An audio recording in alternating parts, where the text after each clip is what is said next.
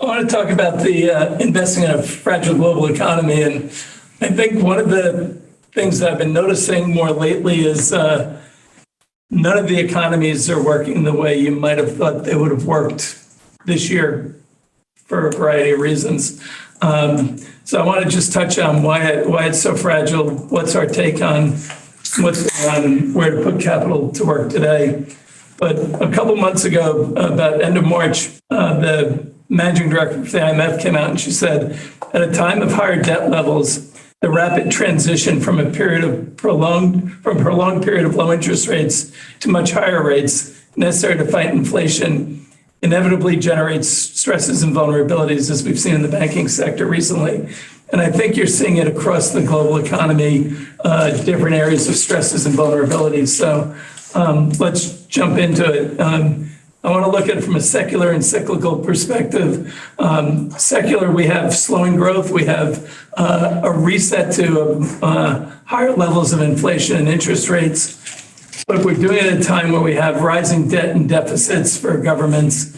We're trying to make a climate transition, which is taking longer, was not well planned or mapped out. And we have a terrible demographic profile for big economies in the world. Mainly the top 10 global economies all have serious demographic challenges.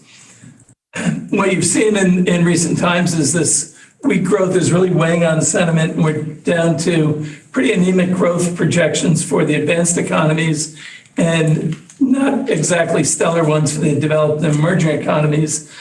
So we're in one of those periods where you have low growth, a lot of inflation, and unemployment dynamics that are out of whack as well. So I think from a macro perspective, longer term, those are the big issues. But near term, we're really worried about what's right in front of us, and that's the debt ceiling fight, recession fears, war problems, supply chain issues, the banking system, labor issues. And we have this weakness in the major economies that is being masked by the fact that the markets have been a little bit more positive this year than they were. I think the biggest challenge and why this system's so fragile right now is reflected in this chart, which is the last 5 or so Fed hikes, basically all the Fed hikes since 1984. And what you can see is in the red, this tightening cycle was much more severe and much more condensed. And that means the system didn't have a chance to gradually adjust to the rate hikes. It was forced on them in so much a faster time than we've seen at any point in time. And that's why investor confidence is out of whack. That's why policymakers are struggling to deal with this, because we've never seen a move quite this quick and quite this aggressive. And that's a hard thing, particularly when you're coming off of zero interest rates. It's a lot different to move from, say, 4 to 8% interest rates. But when you move from 0 to 4, it has a much bigger impact. The rate of change is quite high. The other problem is this is coming at a time that government finances have been stretched since '08. And if you just go back and look at some of the countries and, look at the US in red, we were looking at a debt to GDP that was, not too significant to now we're, much higher. And that's the same for everyone. Even though it's coming down, it's still significantly elevated from where we were. We've spent a lot of money trying to bail the system out, and that means the governments are not in as good a position to deal with the next crisis. So what's our take on it and where are we going to get growth? I think you're going to see just this narrowing again of who wins and who loses on a country level, company level, and on an individual level. Those inequalities are going to get exacerbated by the dynamics that are out there, because those who have a lot of debt are going to have trouble financing it. They're going to see squeezes on their end, whether you're a company or a country or a household. That's going to be a problem. We think the U.S. stands out from the rest of them, although we have significant issues as well we're not addressing. But I think the EU's problems are starting to rear up. They've had the benefits of a warmer winter than they're expecting, so the energy problem didn't hit as hard. But you still have high debt problems and you have high divergences in their system. And the engine for Europe growth has been Germany. And I think the German industrial model is one that's really feeling some of the pressures due to the war and energy problems. And I think that's pushing capital away from Europe back to the US and other areas. I think China, which we all had high hopes on the reopening, was going to be a much bigger driver for global growth. Their focus on quality growth this time, as opposed to growth at all costs, has actually changed the dynamics of this reopening, particularly from China's perspective. They're dealing with debt problems. They had a debt default from one of their real estate companies in US dollars this week. I think the debt problems are quite high and they're trying to manage the housing side, but they have other problems. Youth unemployment crossed 20%. It was just reported. I think you're going to see some issues in the Chinese model where companies are trying to decide, do I put new production in China or not? That's actually slowing how their capital flows. They'll be fine with their internal model, but there are challenges abound there. So they're not going to be the driver that they were for the global economy, and they'll focus on specific areas of interest for them. We still think India has a lot of potential, but potential is what it's had for some time. Converting that into reality will depend a lot on how they manage through this next election cycle. We see the beneficiaries continuing on reindustrialization. The US, Canada, Mexico, and parts of Asia will continue to do well. But I think the other element that people are not really focusing on as much as they should be is that we still have, even though the Fed stopped raising rates, they're continuing with their quantitative tightening program. And this means that the system has had much more constriction on it than people really want to acknowledge, because quantitative tightening is really a reversal of about $250 billion a month. We were putting in 125, now we're taking out 95. That's a significant change that is creating additional tightening on the system beyond just interest rates. But inflation's been coming down and employment is improving slightly. So when you look at the misery index, and this is the combination of unemployment and inflation gives you the index total. And what you can see is in 1980, it was at 21, almost 22%. That was clearly the highest level.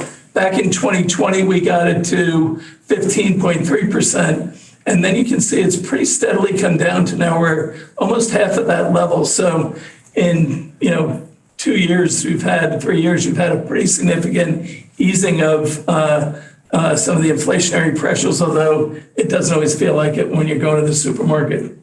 But one of the reasons that it's come down is the supply chain index. This is from the New York Federal Reserve Bank, and this is actually below the pre-pandemic levels. So it means that the supply chain stresses are way down, and we've cleaned that up. We are really in a demand issue for a lot of what's going on in the system, and we have supply shortages in certain areas and excess demand that is still working through the distortions of the pandemic. But we do have banking problems that are put constraints on lending. It's going to make it harder for those who are already indebted to finance their business, which we think is part of the reason the FANGs continue to do well, is they can self-fund their businesses for quite some time into the future with massive cash flows, which allow them to make investments when other people are pulling back. But this is going to be a tightening in the system that is going to go on.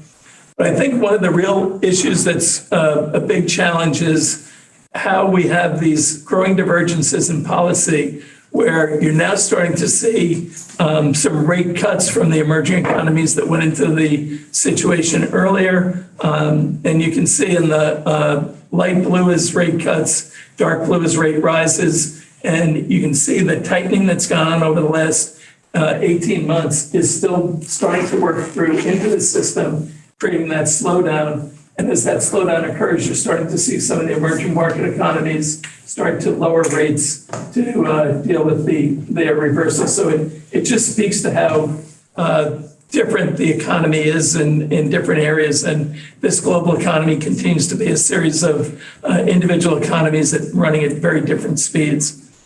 One of the challenges that I'm worried about as we get out of this problem is with the fragility in the system is the leading nations aren't doing a very good job of leading, and the approval ratings for them is not very good, and the direction is going south. So Germany had the highest approval rating of the major economies, but you can see the slope for the US, China, and Russia is not exactly the trend you're looking for.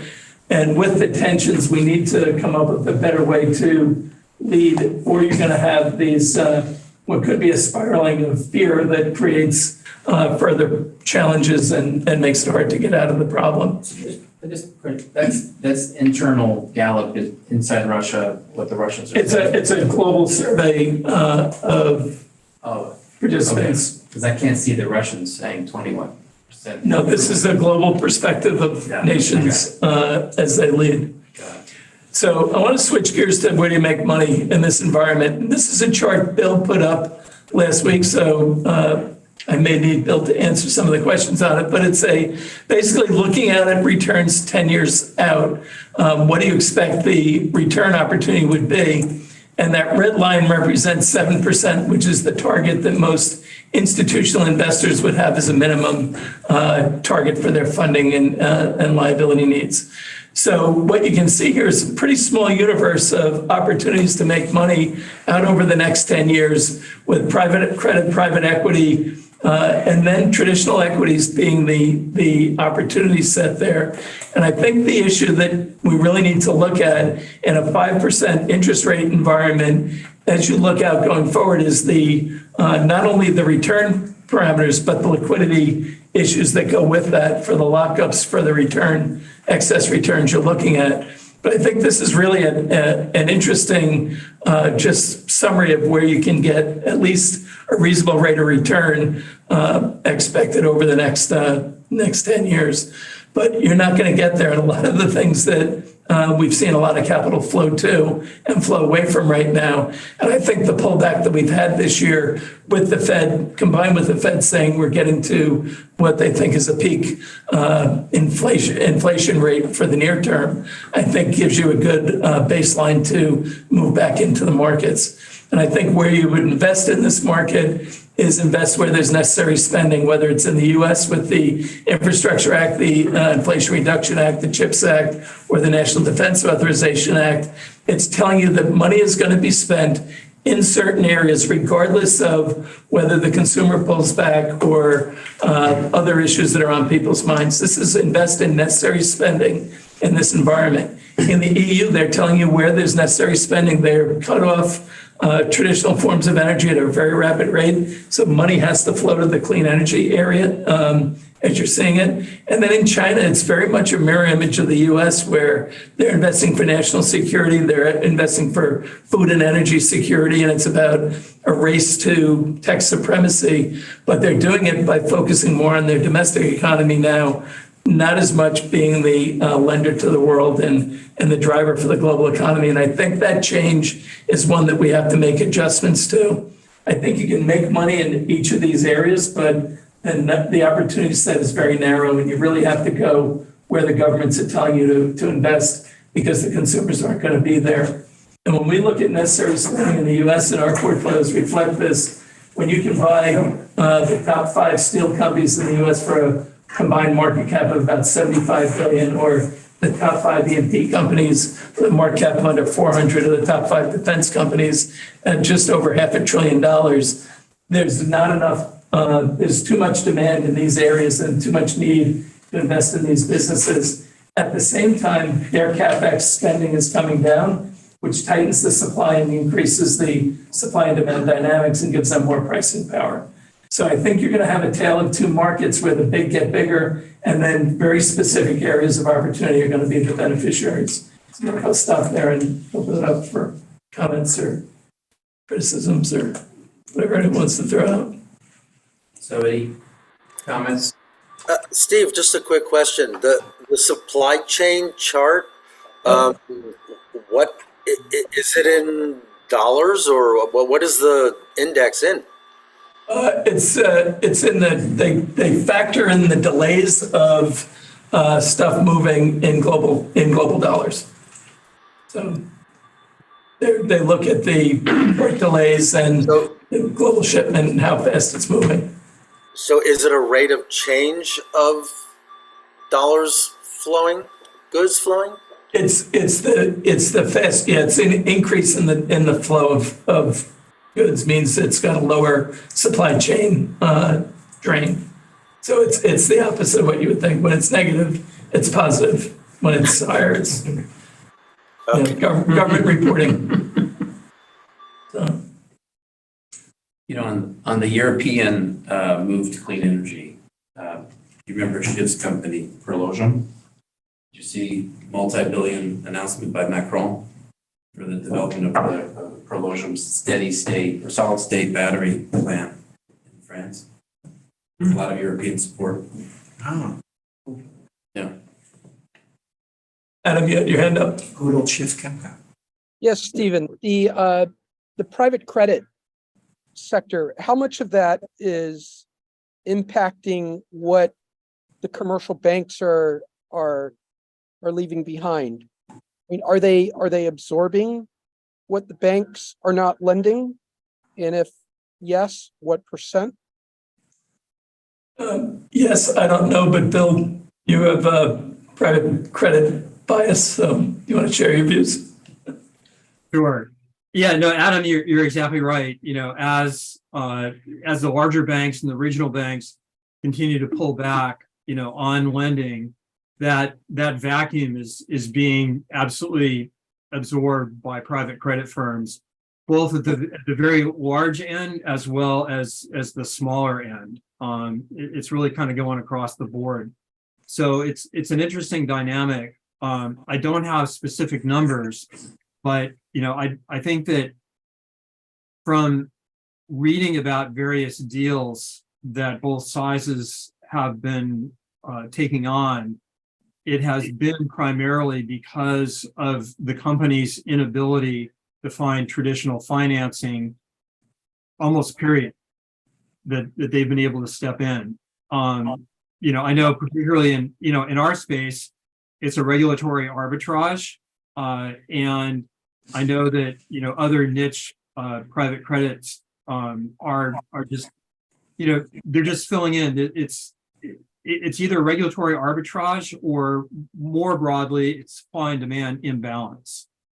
And that's, you know, that's causing, you know, a really great opportunity set, you know, for private credit as opposed to, you know, the big traditional banks. So next Tuesday, after the briefing, we have a deep dive on private credit.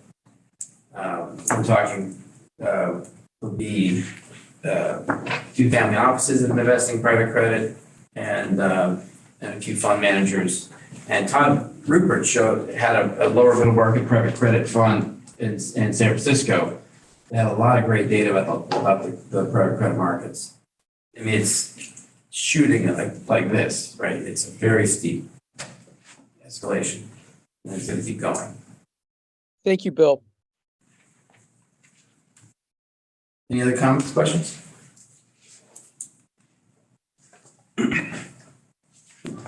Yeah, it was, Mark, to that point, it was kind of interesting on Steve's chart of returns and risk that private credit was up and just slightly to the right of high yield. So it's like, okay, these are the worst corporate bonds, and we're going to get a higher return in private credit. I think we have to question that chart a little bit. I think there's some things, you know, you're seeing public equities higher risk than private equity, and just I like to go to the root of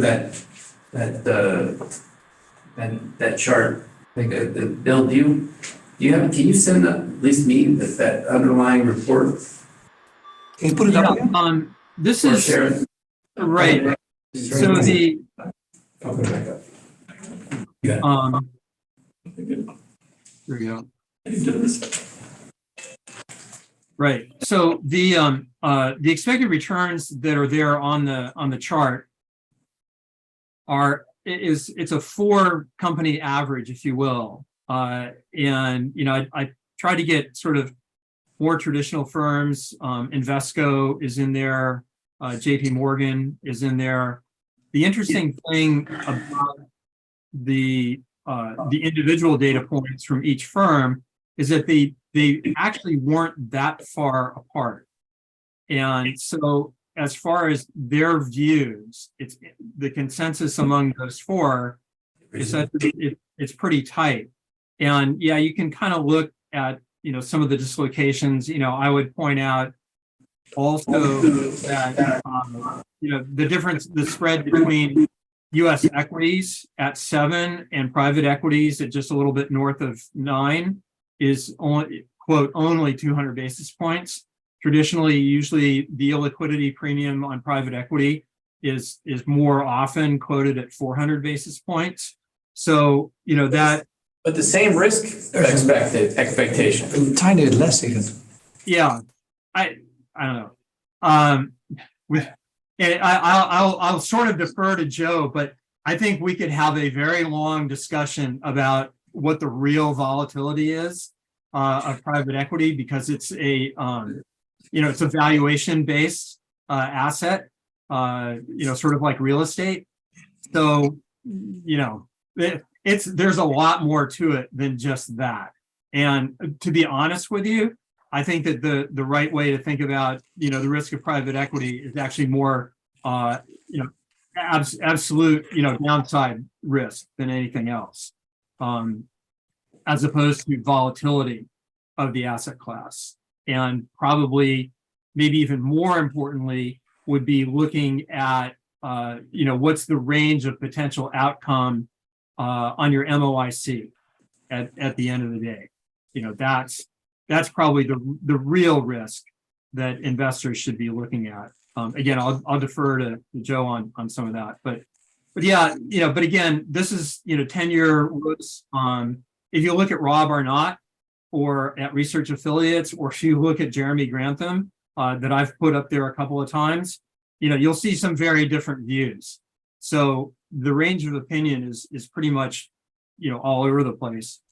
But at the same time, you look at hedge funds at about 5.5% expected return, with a standard deviation of, more or less 7. Maybe in very broad aggregate, that's probably not a bad guess, but clearly, depending upon the strategy type, you're going to get a wide range. Arbitrage strategies are going to be much less. Global macro CTA is going to be a lot more in terms of volatility. So, I think as an asset owner, this is a good starting point, but it really depends on the specific sub-strategies that you're looking at for each one of these asset classes, and also any kind of potential alpha. So, I put up the private, the spread in best to worst, private equity firms. I think that it's a very valid thing on public equities as well. And I think especially now, because, the beta tide is long gone out. So this should be an opportunity for alpha strategies on the public equity side to really shine. If they have skill, this should be the environment where that can cover it. I can tell you on the private credit side, just, in, our own experience, when we're lending at prime plus 8, 10, 12, and currently prime is about 8%, that's a significant excess return over where this long-term average is. Now, is that going to be sustainable for the next 10 years? Don't know, but certainly for the foreseeable future, there's a good opportunity as you begin to look at, at alpha that can be produced by specific strategies. And Andrew can certainly speak to those, because he's been looking at the space for a long time as well. And he's got his hand up. Andrew. Sorry, there was somebody else. Yeah. So, Bill, I was looking at it in terms of like kind assets. I mean, hedge funds are not an asset. I mean, as you pointed out, but lending is lending, whether it's high yield or issuance or a bank loan or whatever it may be. And in your case, because I happen to know your firm pretty well, you have an arbitrage because the banks can't do it. But wouldn't you agree that the underwriting that your firm does is certainly lower risk than the average high yield bond. It's not unsecured corporate risk like a high yield bond. That's kind of what I was getting at. Yeah, no, and that is such an important point, because at the end of the day, it is all in the underwriting, and you have to have a very, very good handle on that, because that's really the frontline source of risk. And again, not to talk my own book, but everything that we do is senior secured. We attach everything possible, goes into the collateral stack. So it's extremely important that you understand the underwriting. It's extremely important that you understand what collateral is available and what can be attached, and where you are, in the credit stack. So, Janan? Yeah, I just wanted to see if anyone else is noticing this, but we've had a pretty marked increase in the last year of requests for IP portfolio valuations for the purpose of using them as collateral for debt. And I've seen that kind of markedly uptick in the first part of this year, 2023. So I wonder if people are noting that, especially maybe earlier stage companies that have raised capital, but now they're looking for debt financing and they're leveraging their patent portfolios. Thoughts? That's what I'm working on right now. We have a deal with a company called Fallings in Mission Viejo, and they're in Zurich as well. That is exactly what you were just talking about. It's the first time I've been an entrepreneur for 40 years. I've had failures that have big companies I created, and IP that I've created. And it's the first time there's an actual program with starting with evaluation of the IP all the way through to secured loans. Essentially, those that are lenders, this is a de-risked loan. We're looking at 10 million in our case, but it's a de-risked loan because there's an insurance policy that backs it up, and the insurance company's taking all the risk by saying, we see what intellectual property you have, and we think it's worth 4 times what we're willing to write a policy for, so we're going to do it. What kind of rating? What kind of rating? That they seem to be looking at the liquidation value of the portfolio, not for assertion. Like groups like Fortress have done that in the past, kind of loan to own, and then they assume they can assert and get licensing. But we're seeing this valuation request for the liquidation value, like kind of the fair market value right now. Those are the valuations that my firm has been seeing this year. So Stephen's question was, what rates are you seeing with that structure, Bob? There's ranges off the top of my head, because I'm one entrepreneur with a company looking to do this deal, so I'm not looking across the board. But I think we were talking about 5 to 7% of the ultimate amount being borrowed as the premium on the insurance, and then it's relatively expensive, and then whatever the bank or the family office wants to do a secured $10 million loan, somewhere in that same range probably. And there are other fees involved. It's ultimately above 10 when you add the other fees and everything in. Yeah. I figured it's going to run us almost 20%. Yep. Bob, how long did it take you, or is it taking you, to go through all the underwriting for the IP? Because it's not exactly a cut and dry thing. Right. We've signed the contract for this. I'm trying to raise the funds to support this. I'm looking for $500,000 to support this, but the contract we signed is a 90 to 120 day time frame to do the deep dive into the intellectual property. And we're relatively small. We only have 2 utility patents and some trade secret applications and a couple other things. So 90 to 120 days is what's projected. For under 10 million, we're seeing 60 days as not unusual. Mm-hmm. I've come across this recently also, whereby And I have a buddy that's actually running $110 million fund just focused on looking at IP and then, giving the companies money based on the IP.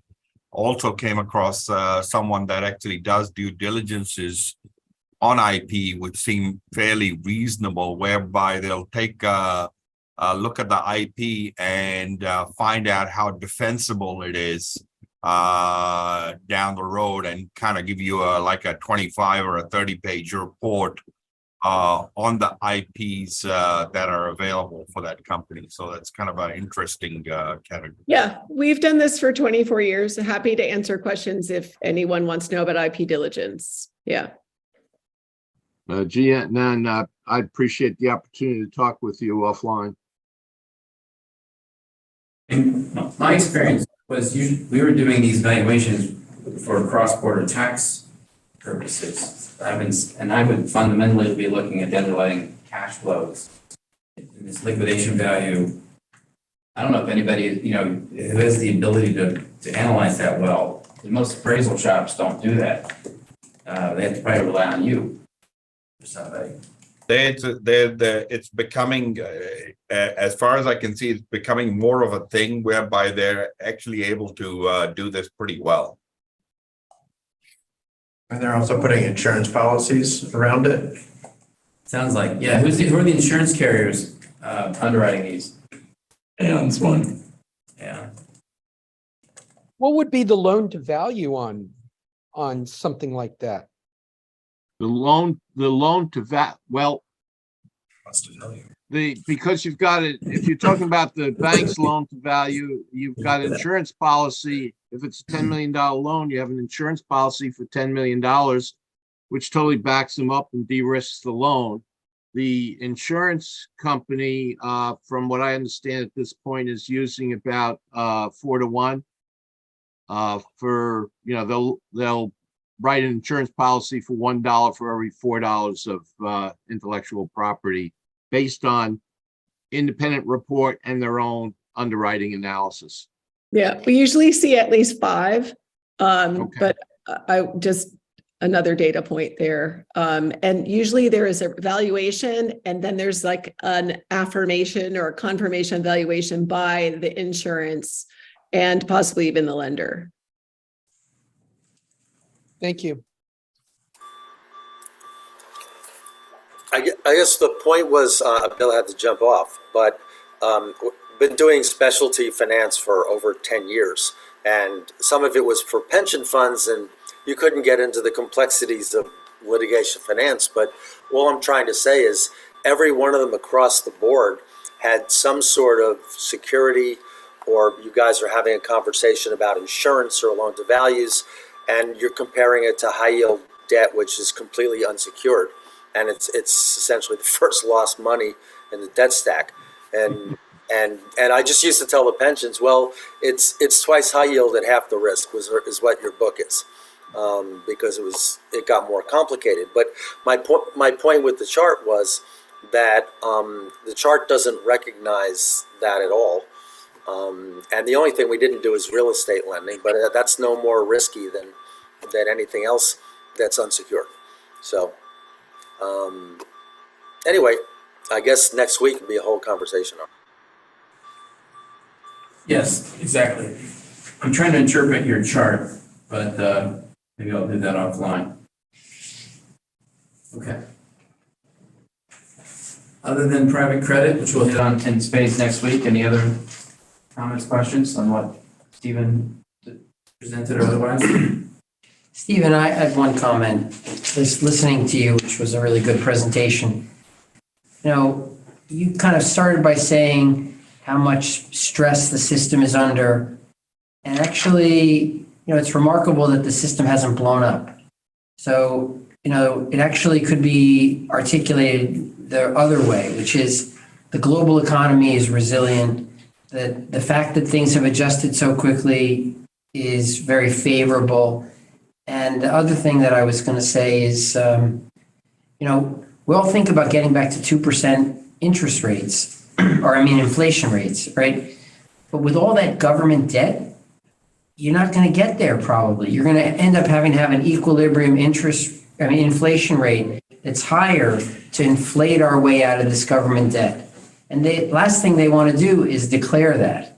But if you asked, like a crystal ball, where we would be in a good outcome in 2 or 3 years, it's probably accepting a higher rate of ongoing inflation.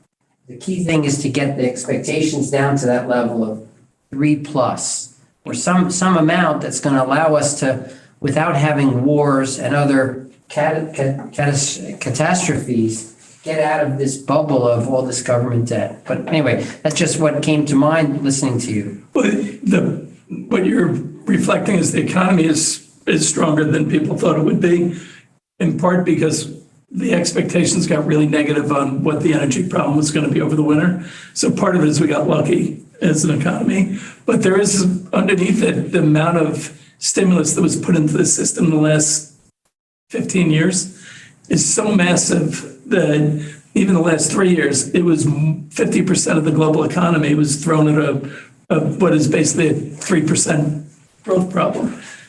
So it's systems overwhelmed with liquidity that's coming out, and that adjustment process is taking place.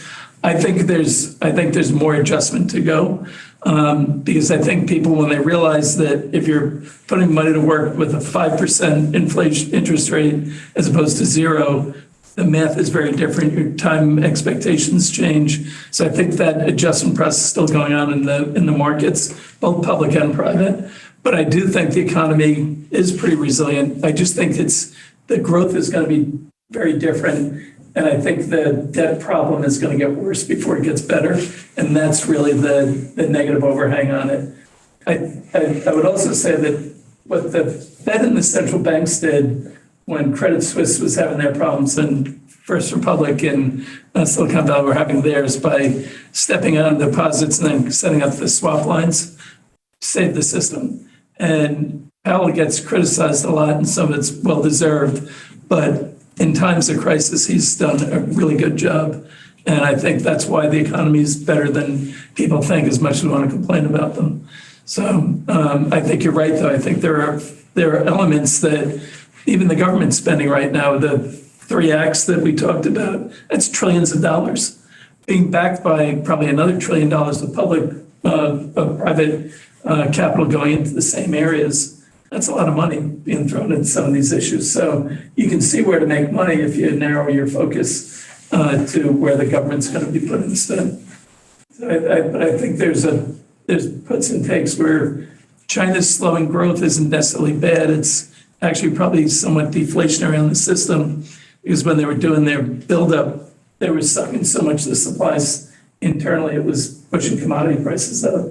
So I think the reset's going to be probably another 12 months that we're going to feel getting to 5% and what that's like.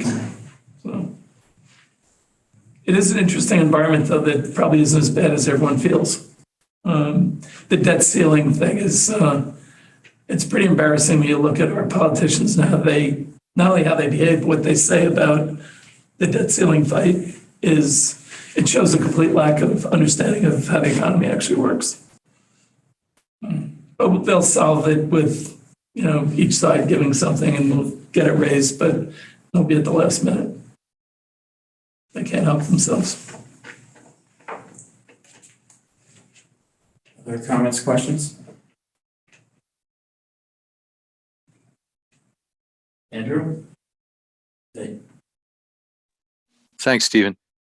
To what degree are the regulators to blame with the smaller regional banks for this banking crisis, by way of putting pressure to invest in kind of underperforming or non-performing assets like T-bills, or is as much of the problem as anything?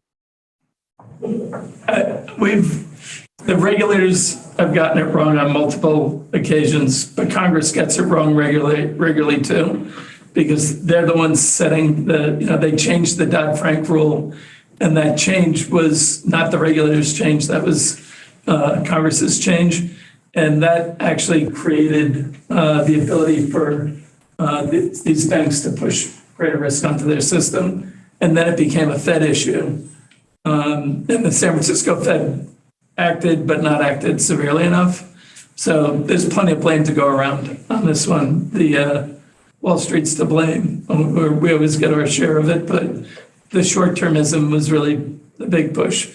The guys got greedy. They mismatched the liabilities. That's, that was on the management of the bank, not on the Fed. And, Dodd-Frank put them in the safest asset in the world, Treasury bills, Treasuries. And they were safe until you had a mismatch. And that's what we're dealing with. So I think the blame is enough on the Fed, but it's a lot on everyone else too. How much more carnage do you think we're looking at? And are the big banks too big to fail? Absolutely too big to fail. I think on the big bank side, I think there'll be more consolidations and more fallout, but not as severe as what we've seen already. I suspect they'll guarantee deposits the next time too. And they can't afford to have too many banks go under.